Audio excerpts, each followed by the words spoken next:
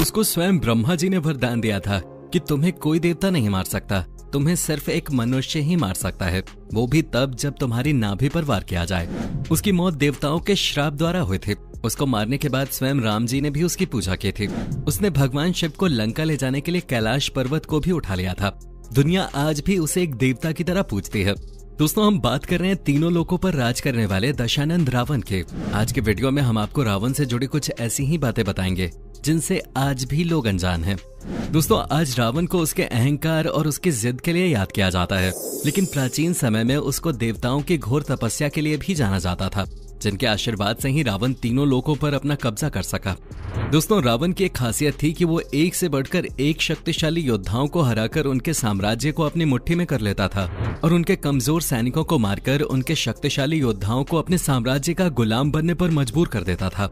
ऐसे ही कई जंगों को जीतकर रावण ने अपने साम्राज्यों को बहुत ही शक्तिशाली बना लिया था, लेकिन रावण केवल उसी राजा के साम्राज्य को हथियाता था जिससे उसके साम्राज्य को कोई फायदा हो।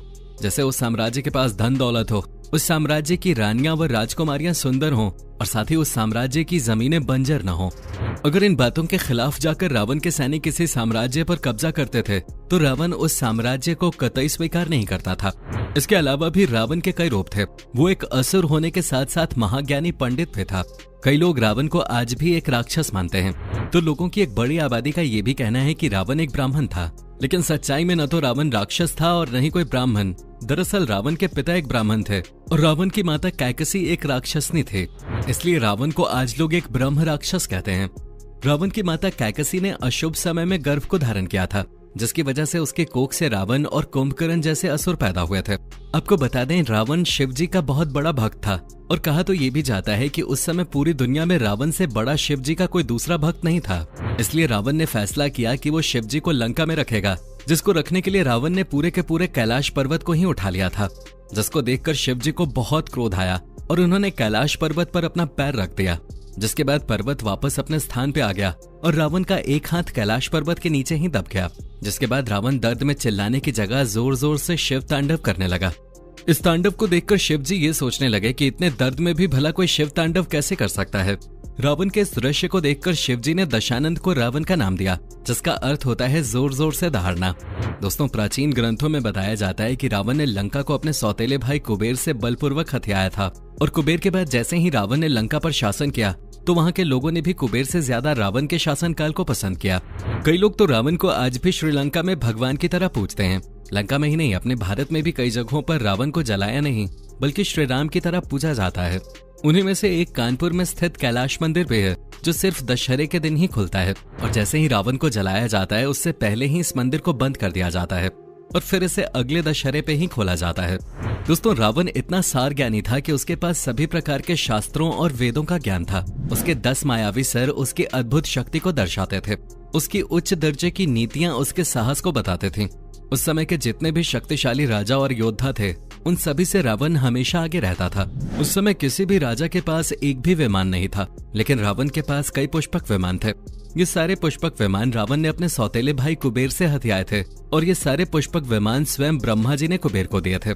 इन पुष्पक विमानों की एक खास बात थी कि इनको अपनी मर्जी से छोटा बड़ा किया जा सकता था और उनकी गति को भी अपने मन से घटाया और बढ़ाया जा सकता था।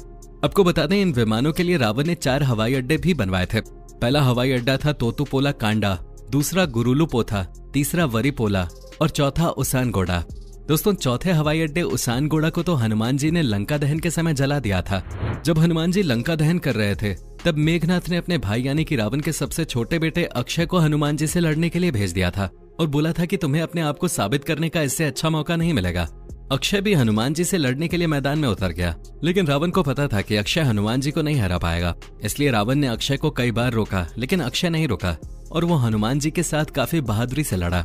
लड़ने से पहले हनुमान जी ने उसे कई बार चेतावनी दी, लेकिन वो नहीं रुका और अंत में हनुमान जी ने उसका वध कर दिया, जिससे रावण बहुत क्रोधित हुआ। हालांकि उसने इस होने को पहले ही भांप लिया था। दोस्तों, रावण का दिमाग इतना तेज था कि अगर वो किसी ग्रंथ या पुस्तक को एक बार पढ़ लेता था तो उसे जिंदगी भर नहीं भूलता था। इसलिए रावण ने अपने जीवन में कई पौराणिक ग्रंथ और किताबें लिखी। इन्हीं किताबों में से एक लाल किताब भी है। इस किताब में रावण के द्वारा जितनी भी बातें लिखी गई हैं, वो सारी बातें आज बिल्कुल सच होती हैं। इस किताब में सामुद्रिक शास्त्र, हस्तरेखा और जन्म कुंडली के बारे में विस्तार से लिखा गया है।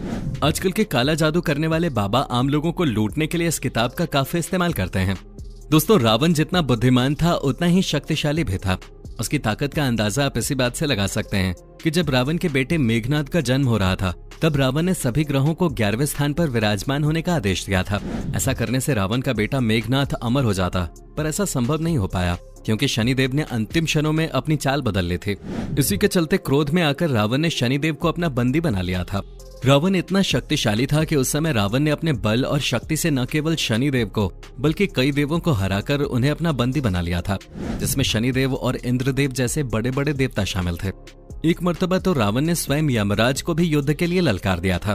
दोस्तों, ये तो आप समझ ही गए होंगे कि रावण कितना शक्तिशाली था, लेकिन इसके बावजूद भी रावण अमर होना चाहता था और अमर होने के बाद वो पूरी दुनिया पर राज करने के साथ पूरे ब्रह्मांड में सिर्फ राक्षस राज फैलाना चाहता था। अमर होने के लिए रावण ने ब्रह्मा जी की घोर तपस्या की थी। रावण कई वर्षों तक इस तपस्या में लीन रहा था, जिसके बाद रावण की इस तपस्या को देखते हुए ब्रह्मा जी भी प्रसन्न हो गए।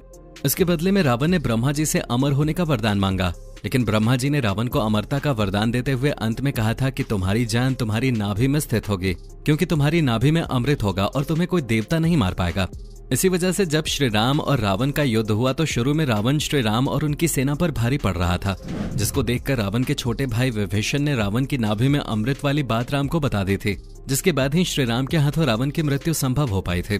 दोस्तों, कई पौराणिक कथाओं में ये बताया गया है कि रावण को पता था कि उसका वध विष्णु के एक अवतार के हाथों होगा, तभी जाकर उसे मोक्ष की प्राप्ति होगी। ऐसा इसलिए था क्योंकि हिंदुओं के कई ग्रंथों में ये साफ साफ लिखा हुआ है कि पहले के समय में रावण और कुंभकर्ण विष्णु भगवान के पहरेदार हुआ करते थे, जिनके नाम थे जाया और विजाया। विष्णु भगवान जी से जुड़े होने के कारण उन दोनों के अंदर अहंकार कूट कूट कर भरने लगा था। एक दिन कुछ ऋषि विष्णु जी से मिलने आए और इन दोनों ने उन ऋषियों को डराकर भगा दिया। ये देखकर उन ऋषियों को बहुत क्रोध आया और उन ऋषियों ने श्राप देते हुए कहा कि अब तुम विष्णु जी से जुड़े नहीं रहोगे। ऐसा देख वो दोनों ऋषियों से माफी मांगने लगे। फिर अंत में ऋषियों ने कहा कि तुम दोनों अगले जन्म में विष्णु के अवतार के दुश्मन बनोगे। और जैसे ही उनका अगला जन्म हुआ तो वो रावण और कुंभकर्ण बन के पैदा हुए। तभी वो उस जन्म में विष्णु जी के अवतार श्री राम के दुश्मन बने थे। युद्ध में जब श्री राम जी की सेना रावण की मायावी सेना पर भारी पड़ने लगी थी तब रावण घबराने लगा था और उसे अपनी हार सामने दिखने लगे थे। तभी रावण ने सोचा कि वो कभी युद्ध में न हारने वाला यज्ञ करेगा और उस यज्ञ को पूरा करने के लिए उसे एक ही जगह पर बैठ के ये यज्ञ पूरा करना था और तब तक अपनी जगह से नहीं हटना था जब तक ये यज्ञ पूरा नहीं हो जाता। ये सब जानकर रावण ने अपना यज्ञ शुरू कर दिया और इस यज्ञ के बारे में जैसे ही श्री राम को पता चला तो श्री राम ने उस यज्ञ को भंग करने के लिए अपनी वानर सेना भेजी, लेकिन राम जी की वानर सेना भी रावण को अपने यज्ञ से नहीं हटा पाई। ऐसा देख बालीपुत्र अंगद ने रावण की पत्नी मंदोदरी को बंदी बना लिया, लेकिन इसके बाद भी रावण उस यज्ञ से टस से मस नहीं हुआ। फिर मंदोदरी ने रावण से कहा कि राम अपनी पत्नी सीता को बचाने के लिए इतना बड़ा युद्ध लड़ रहे हैं और आप अपनी पत्नी को बचाने के लिए अपनी जगह से हिल भी नहीं सकते। ये सुनकर रावण उस यज्ञ से उठ गया जिस यज्ञ से वो न केवल श्री राम को बल्कि हनुमान, अंगद और किष्किंधा से आई सुग्रीव की पूरी सेना को पराजित कर देता। लेकिन ऐसा संभव नहीं हो पाया और युद्ध के अंत में रावण और रावण का पूरा साम्राज्य श्री राम के हाथों खत्म हो गया और श्री राम ने इस युद्ध में विजय पाई। तो दोस्तों, ये है रावण से जुड़ी कुछ वो बातें जिनको जानने की रुचि आज भी कई लोगों के दिलों में है।